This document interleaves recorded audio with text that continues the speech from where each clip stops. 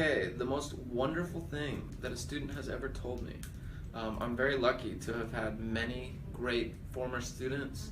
I taught college and high school in the United States for 10 years, and I also coached sports.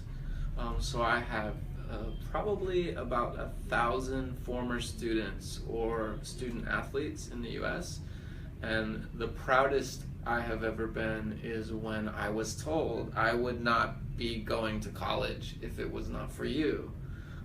I was lucky to be able to facilitate college applications and college scholarships for low-income, at-risk students in the United States. So being able to hear, you've been like a father to me, you're the big brother I never had, or most importantly, I would not be here without you. I would not be going to college if it was not for your support and your encouragement. That's the most wonderful thing I think that any teacher can hear, and that's the most wonderful thing that I have heard. Well, and for me, actions speak louder than words, and as long as my student could actually learn something in my class and turn that knowledge into practical use, either in academic world or real life world, then I'm more than just happy and actually a bit thankful. 1,000 words in complimenting a teacher can't really compete with a single phrase, thank you, along with the proof of their own improvement. Happy Teacher's Day! I used to have a secondary student who was academically low, and he had studied with several English teachers before, and none of them worked. And then me, and I worked. I had taught him for during like 3 or 4 months, and at the end of his semester, his parents told me that his grade has improved, and actually he started to love English, and at the moment I was so very happy being an English teacher. Okay, and one advice that I want to give my beloved student is that whenever you check or look up the dictionary for the meaning of the word, please also look for the example, because the word meaning is very important, but at the same time the context to use the word is also very essential and necessary.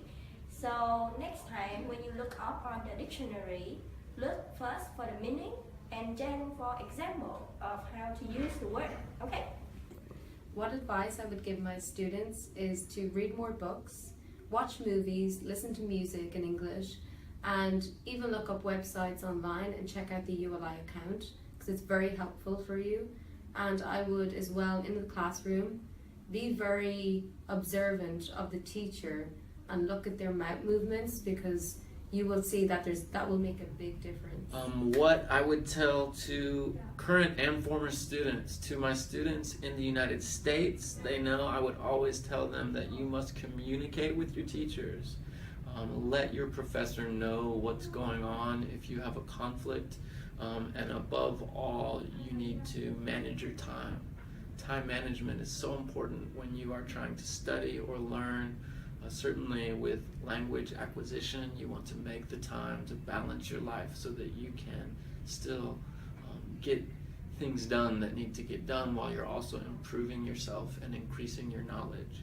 For my Vietnamese students who have been so wonderful in the short time that I've been here so far, I would encourage you to know that it is okay to make mistakes.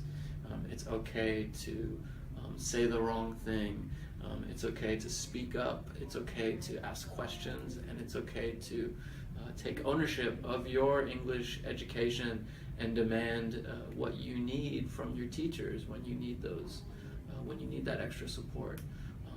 Everyone's here to practice, and of course you cannot practice, you cannot improve if you don't make some mistakes. So I think trying to be as fearless as possible and know that it's okay to make mistakes and that we are here to support and guide your practice.